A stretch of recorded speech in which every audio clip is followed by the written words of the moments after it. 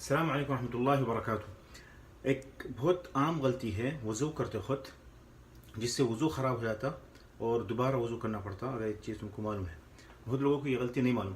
جب ہاتھ دھوتے وضو میں، جب یہاں سے ہاتھ دھونے کا ٹائم آتا تو بہت لوگ یہاں سے ہاتھ دھو کے یہاں تک دھوتے، یہ جو پنجہ ہے نہیں دھوتے اس کو، بولتے کیوں تو ہم شروع میں دھو لیے، شروع میں جب پانی لیے دھو لیے، تو اس کی ضرورت نہیں ہے، جو کہ غلط ہے۔